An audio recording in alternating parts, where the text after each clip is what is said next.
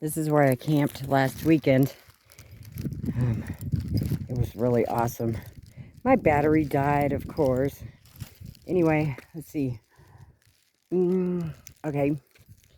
I saw that cottonwood tree in there, and I thought that would be interesting. Maybe another slot canyon. So I came down here to check it out. And I ended up going through the bush. Okay. Anyway, I was being guided to heal, so I started looking online for how to do that. And, I found out I had CPTSD. Or no, I knew I had PSD, or PTSD. PTSD. I knew I had PTSD, because any loud sound would set me off. I seem to have a million triggers, no lie. Just from all the abuse in life, ex-boyfriends, brothers, men that didn't know how to keep their hands off of women. But then I started watching The Crappy Childhood Fairy. And this other lady, she does the CPT, or the continuing education for psychologists and psychiatrists, I guess, is what it would be. And between those two, I learned an awful lot, let me tell you. Then I threw in a little Gabor mate. And that guy, he's from Hungary. I don't know, double PhD, he's got to have at least. But, my goodness, he's good. Someone who said they have addictions, but they didn't have childhood trauma. And he said, if you have addictions, you have childhood trauma. And that can stem from a lot of things. Just a divorce, is quite traumatizing for children. But I thought that was so interesting that if you have addictions, you definitely had childhood traumas. And this guy can ask anyone a few questions and know exactly where their childhood trauma stemmed from. I just thought he was amazing. And the Crappy Childhood Fairy, she does a lot of stuff on limerence.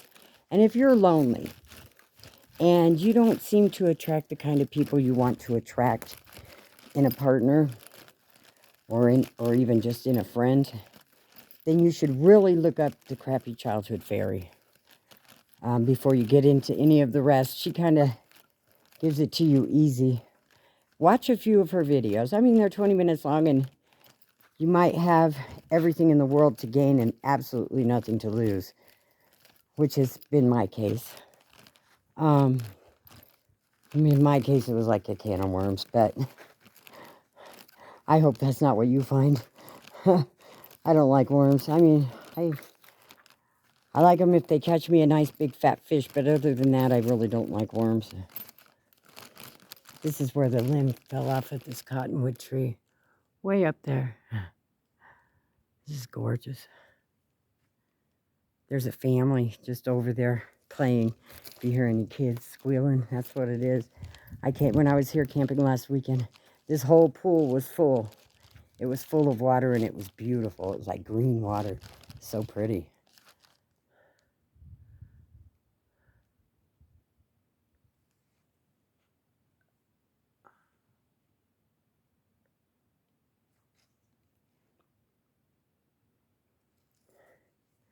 Thought you guys might like it.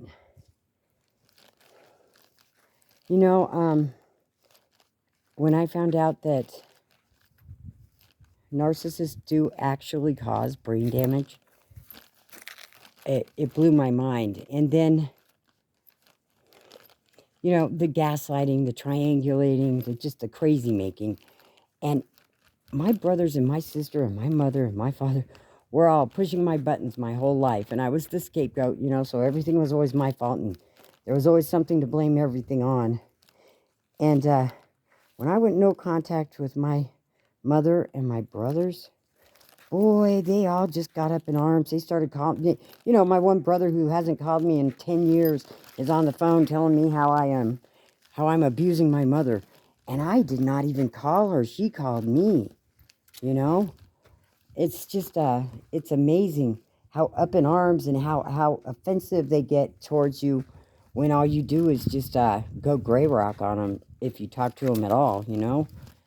They don't like not having you right where they want you when they need you, is what I'm coming to find out.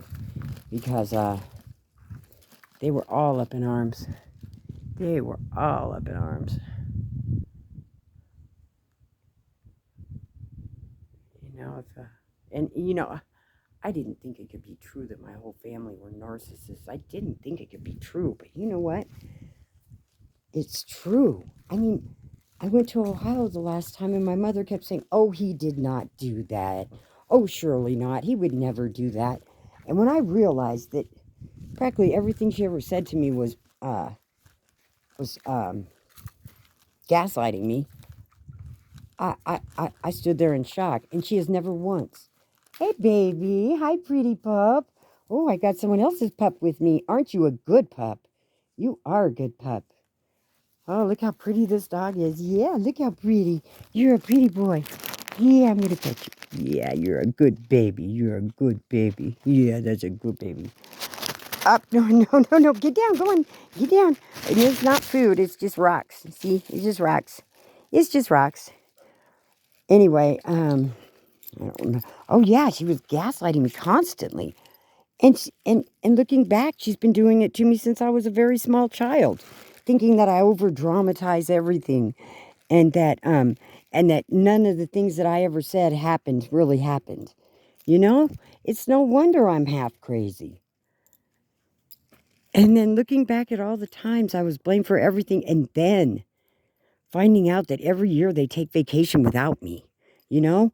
And it was my parents' 65th wedding anniversary, and everyone was going to Vegas. And they told me, stay home and feed the cats, my brother's cats, at his house. Stay home and feed his 10 cats while he goes to Vegas with my parents.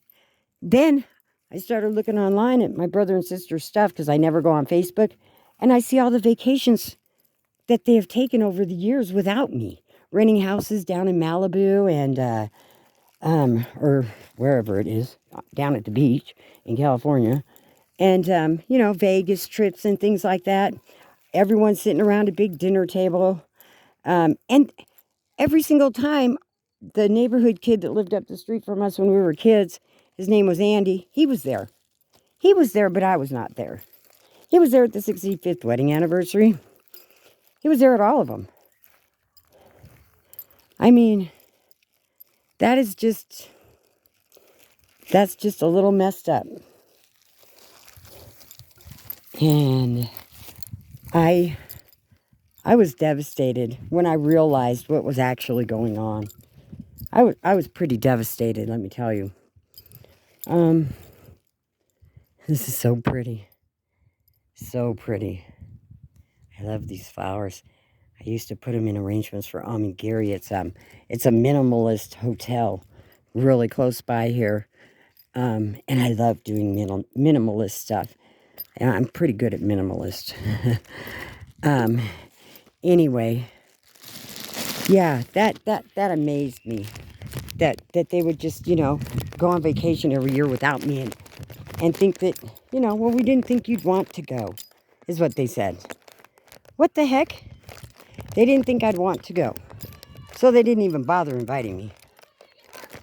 And I couldn't believe it. I could not believe it. But anyway, I guess if it could happen to me, it could happen to anyone. And, you know, here I am going about my life, never even realizing that they've all been abusing me. Seriously abusing me. I'm not just talking about a little bit of abuse. I'm talking about serious abuse. And absolutely, I was the one that got blamed for everything. I mean, where would they be without me to scapegoat? I didn't think they'd even miss me if I didn't call them for a month. Sure enough, they were all up in arms. They were not happy about that. Hey, Bob. So if you notice that your family are all not there And then you realize when you look on one of their Facebooks, and then look at all the rest of the Facebooks, and they all have the same pictures at dinner, 5 different nights, out the slot machines or wherever. That felt really rotten, but I've been told it is what it is. And at least I know it now. It seems like I should have caught on a whole lot sooner.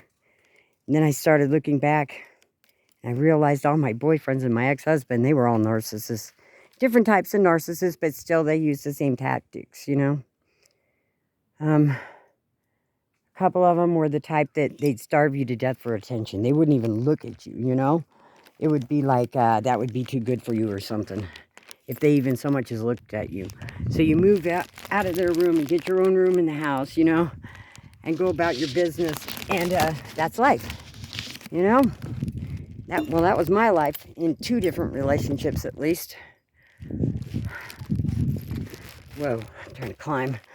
Going to another place I found. Look at the stick I put here the other day. It is absolutely beautiful. I can't see my screen because it's so bright out here. I love it. So then there's limerence.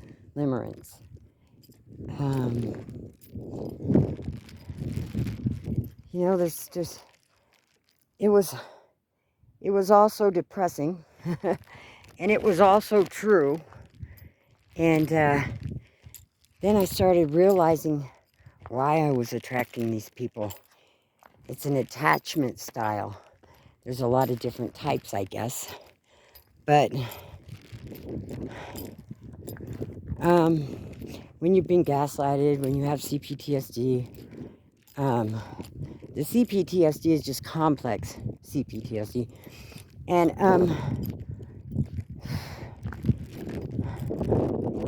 I have a million triggers. I mean, I could hear a song, I'd go off cussing,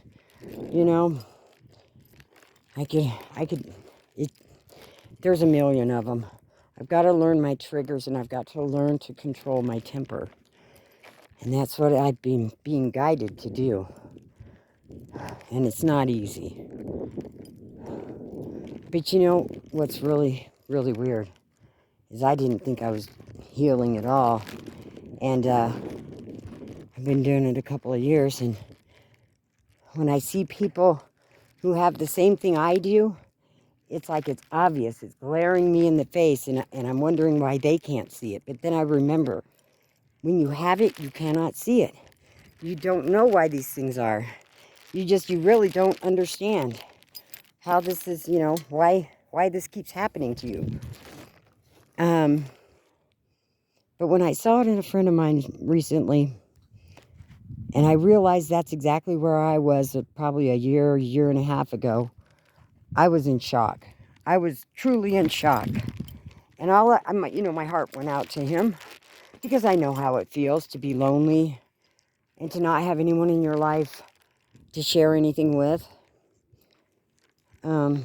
It's real sad, and it's just real sad.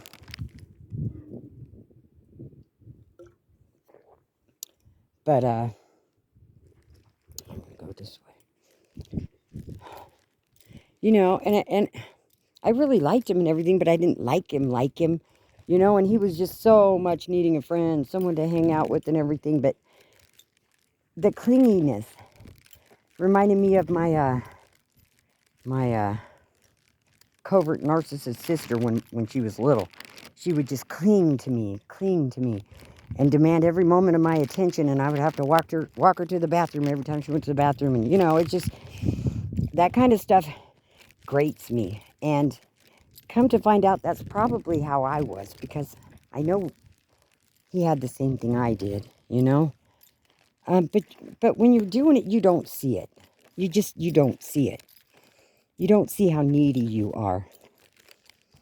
So, if this might ring a bell with you, if you think you might be a little bit on the needy side, maybe you should look up, limerence. Limerence is more like in relationship, fawning for a person that is really not good for you. The crappy childhood fairy calls it crap fitting, where you just take some crap and fit it to your purpose and pretend like you like it when it's absolutely not the right fit for you. I know I've been guilty of that too, you know, and people pleasing. People pleasing is another symptom of what I have. And you know, that's a hard one to quit too. It's hard to quit people pleasing. It's hard. It's, you know, it's like, especially after 60 years, you know, it's like you get to this point and you say, oh, I'm not going to change my game. I'm too old for all that. But, you know, you realize unless you want to be lonely the rest of your life, you best get to healing it and, you know, getting over the loneliness and getting on with the healing. Otherwise, you're just going to be lonely forever because there's no cure for it. No one wants to be around it. I found that out. Really, no one wants to be around it. No one wants to be around someone who's needy. It turns people off and it sends them running.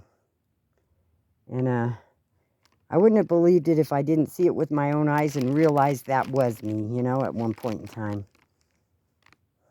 It's very sad. It's even sadder when, you know, when you're super lonely, you really want a friend, but you just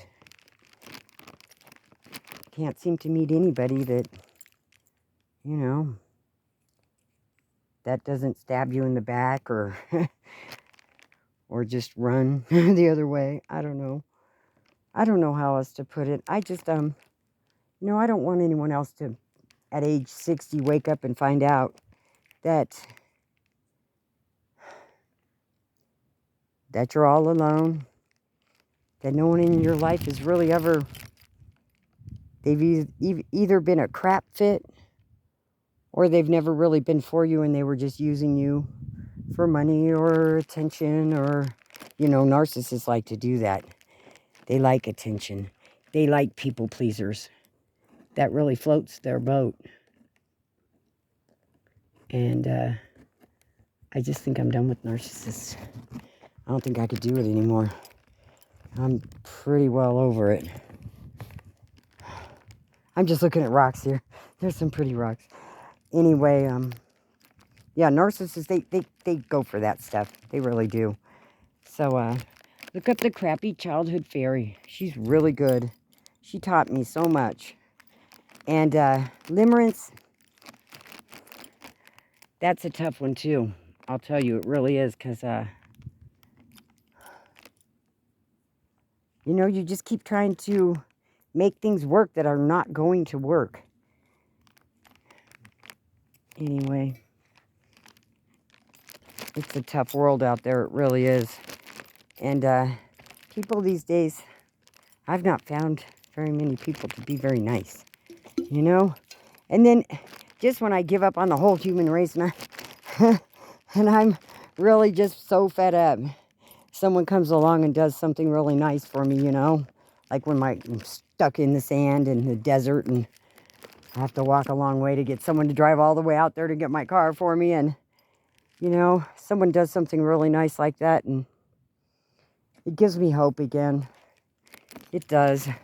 But it's been a long time since well, I guess I've never really had a relationship with anyone worth having a relationship with.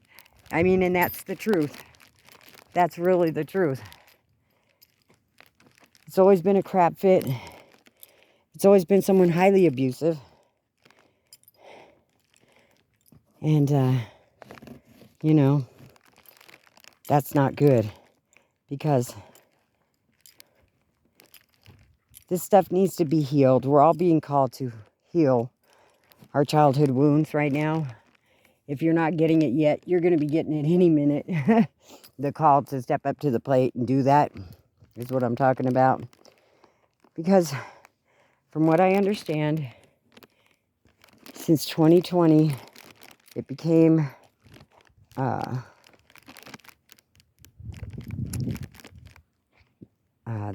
the year of Aquarius, The decade of Aquarius, I think it is.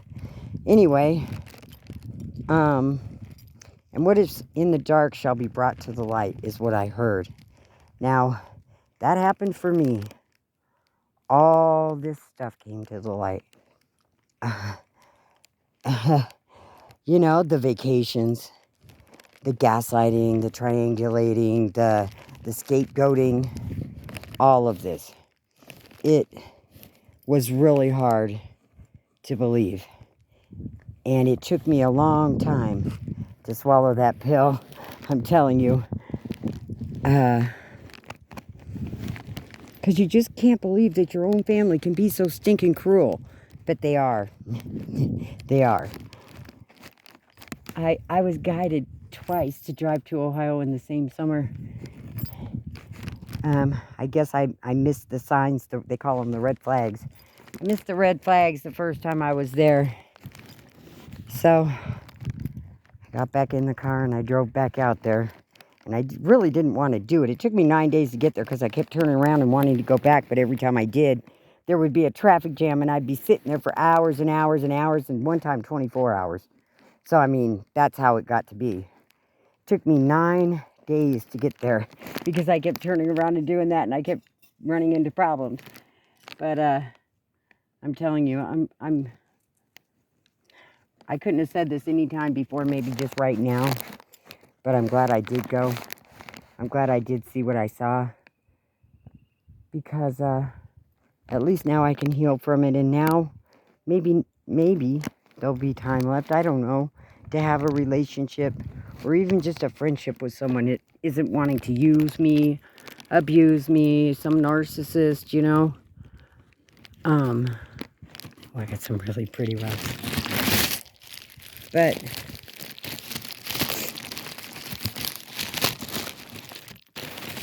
I certainly do not ever want to look needy again. I mean, that was bad. That was bad being shown that. You know, and then realizing that that was me too. That really hurt. It really did. Ooh, look at this here. This is really cool. This is so pretty. It's like its own little ecosystem here. There's some beautiful rocks at the bottom too. Ooh. I don't know if you can see this one and this one and this one. These three. I can't tell if you can see those or not. Huh. Anyway.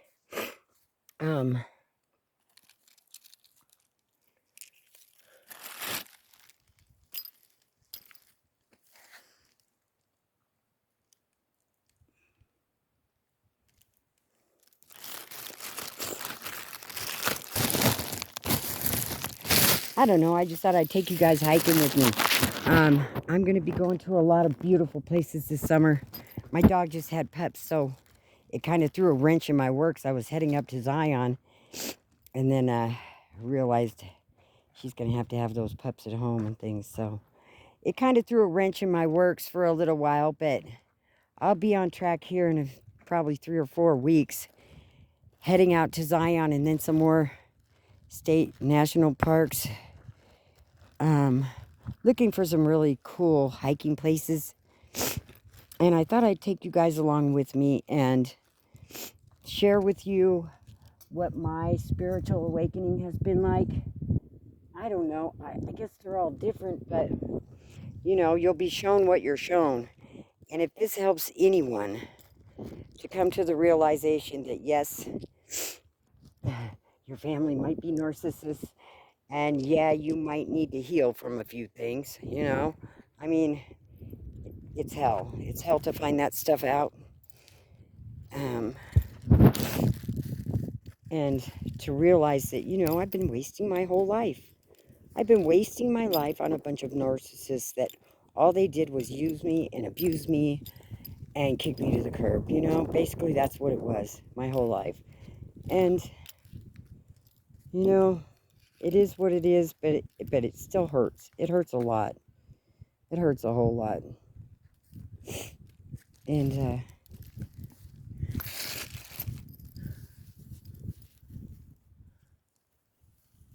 And I just wanted you to know that, you know, there's other people going through the same thing if you're going through it too. And, you know, there is hope. If you, and this is the thing of it. If you pray and you ask God to help you heal, it won't take near as long as you think it will. But you got to put in the effort and you got to ask for help. I've been being guided to ask for help for 2 years, and I just didn't want to do it because I'm too pig-headed and stubborn and prideful, and, you know, my ego gets in the way of my life sometimes. It gets in the way of my whole life. But, you know, I was angry. I was so angry. I was hurt and angry that, you know, 60 years can go by and you realize that your life has been nothing but pretty much hell. Pretty much just hell. And, you know, I look back and I'm trying to remember good times, and I'm really not remembering good times at all. Not even a little bit of good times. You know?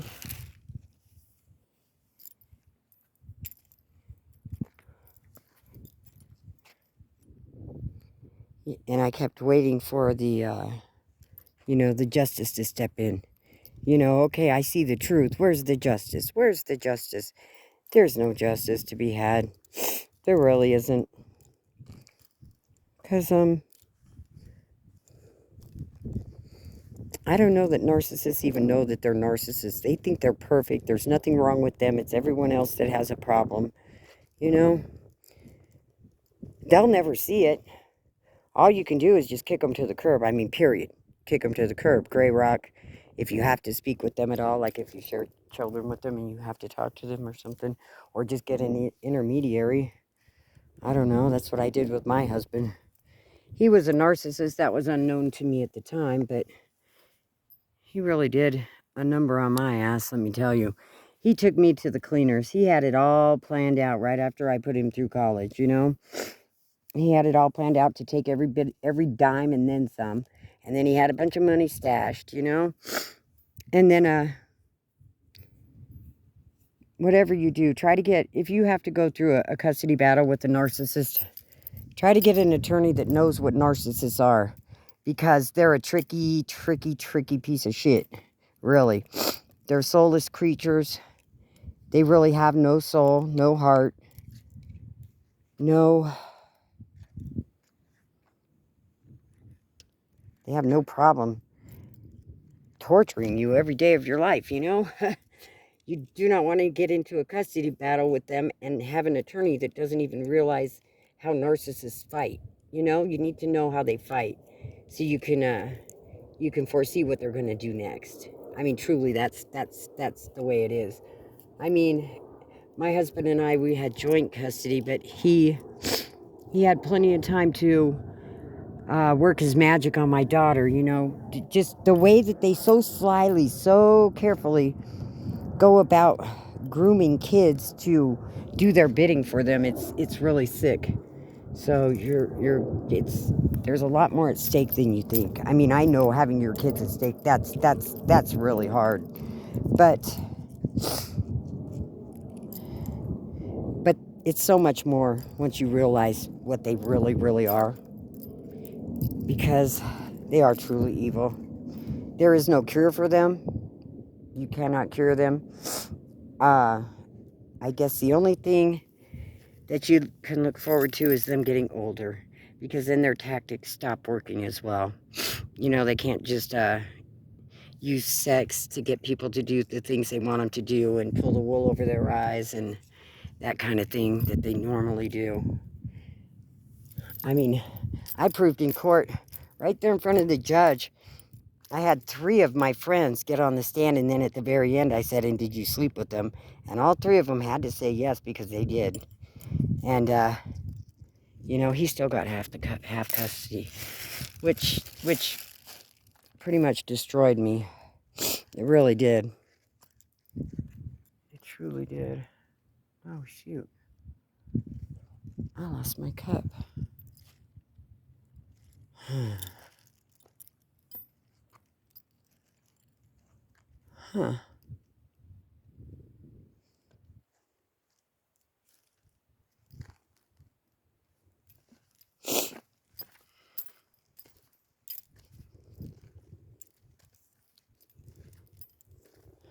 Yeah, it pretty much destroyed me.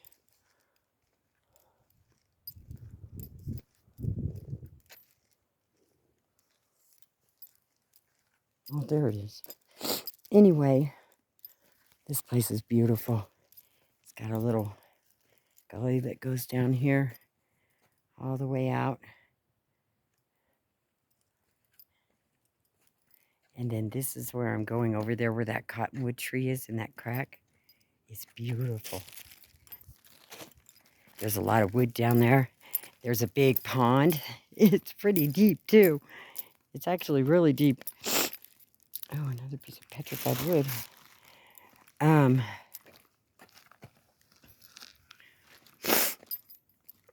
Let's see if I can go down here and get any picture of it.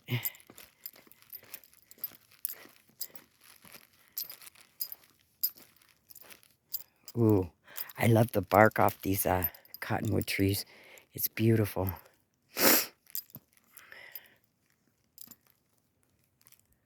I don't really see the pond yet.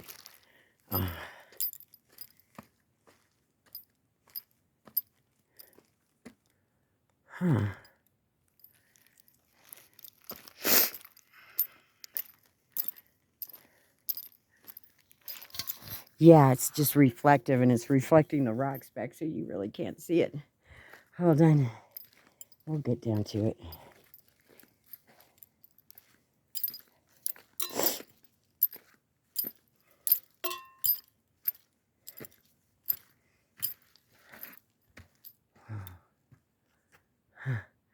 That's it down there. I think I'll go down that way over there and go down to this one. Went to one over here yesterday. We'll go down there. Then I'll double back and go down to that one. I was down here with my dog. She's home with her puppies. First time I've been hiking without her, like almost 3 years, or maybe 3 years.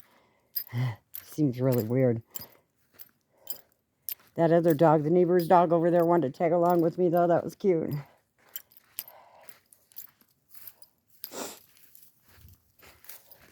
And when it's 100 degrees out here, and you find water in the desert. Oh, see, the other day, this was way full. I had to put those rocks there just to climb out that way. It's so pretty. Oh, look at all the pollywogs down there. There's frogs and pollywogs. Ooh, big frogs. Ooh, what is that? Ew. What is that? I gotta take my glasses off so I can see what that is. That's bizarre. Ew. Ew. Looks like a ton of frog eggs on that stick right down there. I don't know if you could tell. And then there's something in the corner. Maybe those are frogs. I don't know. That's just bizarre. But this was full of water the other day when I was